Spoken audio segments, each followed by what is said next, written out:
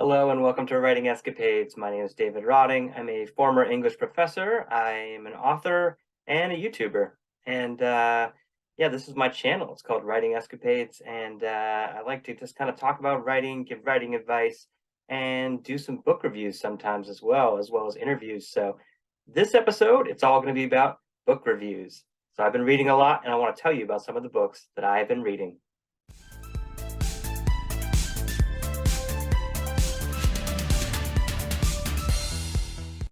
So I've been getting a lot of good reading in lately, and one of the series that I've been rereading is The Wheel of Time. So since my last episode where I did some book reviews, I have gotten to, let's see, I did The Path of Daggers, and I just hit The Winter's Heart, which is book 9 of The Wheel of Time.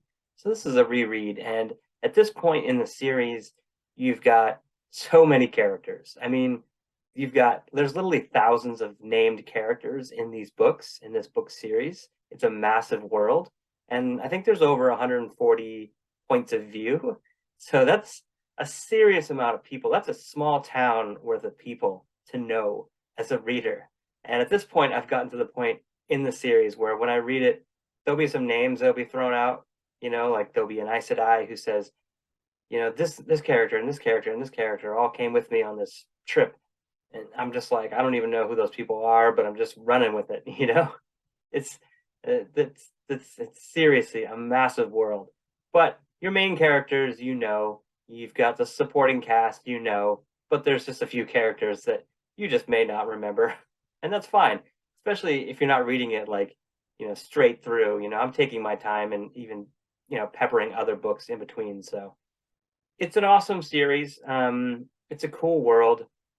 I like it. It was written by Robert Jordan and then later taken over by Brandon Sanderson after Robert Jordan passed away. So I really want to get to the end of this series to just kind of you know see how it all goes again, and that's what I'm trying to do. So yeah, I am reading that, and I find that there's a lot more.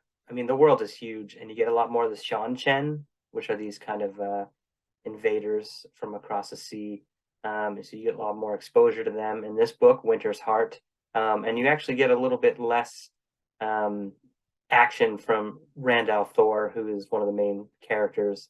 And I think a lot of people like me will probably, feel a certain thing in their heart for Matt. Matt Cawthon is just he's a trickster.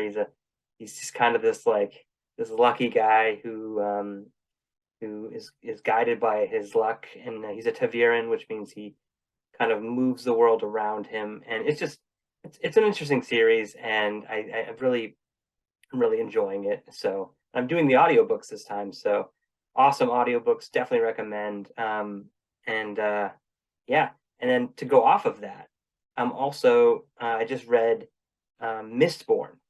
So this is actually my first Brandon Sanderson exclusive series. I hadn't read this series before, and it's really interesting. It's a cool magic system. I find that the world's interesting. The characters, Vin is one of the protagonists, and she's a strong character. She's interesting. She's got a cool backstory. And then this whole magic system where they use metals. They're allomancers. They have the ability to kind of like ingest metal and then push and pull with it. So they can do all sorts of things with that. And there's all sorts of like coin shots, there's tin eyes, there's all sorts of different types of people that can work with certain metals. And then you've got these Mistborn who could use pretty much all the metals. And they are kind of like, they're the Jedis basically in the series, and I think it's very interesting. And the books weren't that long, which was nice. It's kind of a rapid pace. It starts off kind of as a putting together a crew, so it's almost like they're a thieving crew. So it's almost kind of like a heist story at first, and then it starts to build out in this world. And by the end, the last book, which is called The Hero of Ages, by then you've got this really large, huge, like the characters are literally looking at the world kind of from a higher point of view, and it's almost more omniscient in the fact that they can see, the world and the pieces that get moved around. And I don't want to give too much away, but it's an interesting and fun series, and it's not like a huge commitment like the Wheel of Time. The Wheel of Time is certainly it's a big commitment, and I'm enjoying it. But Mistborn is kind of a smaller series that does a lot of work in the span of 3 books. So yeah, I totally recommend it. Brandon Sanderson is a very strong writer. I mean, he finished the Wheel of Time. I mean, not many people can do that with that many characters and that many plot lines to all kind of like make it actually, the wheel to keep it going. He does it. So hats off to him. That's amazing. And the last book I'll talk about is the most recent read that I finished was Brian McClellan's Sins of Empire. This is another series, and it involves powder mages. I think they call it Flintlock Fantasy. It's pretty interesting.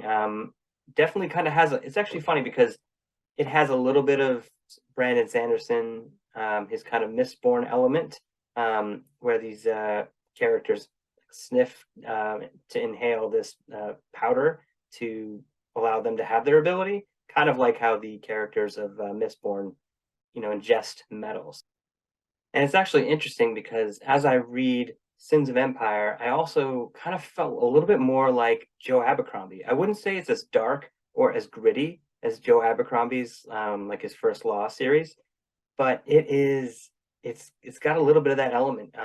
It's definitely got some scrapes and some blood and some guts and stuff like that, but it kind of read like the characters.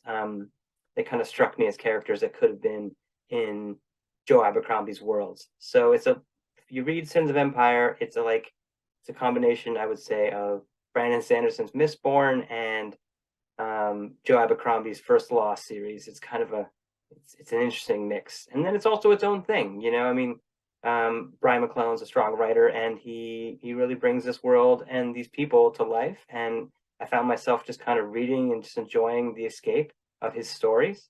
And yeah, I highly recommend all of the reads I've been reading. I've been on a good hot streak. I've been reading a lot of good stuff, and that's not always the case, but right now I'm doing well. All right, that's it for this one. This has been a fun little book review, booktube session. I'm going to keep chugging along and keep reading. And if you guys have read any of these books and you have any thoughts on them, let me know in the comments. I'd be down to chat with you about them. And yeah, like and subscribe and all that stuff. And hey, I have books, Taking on Water. This is a New England crime novel, a little suspense thriller.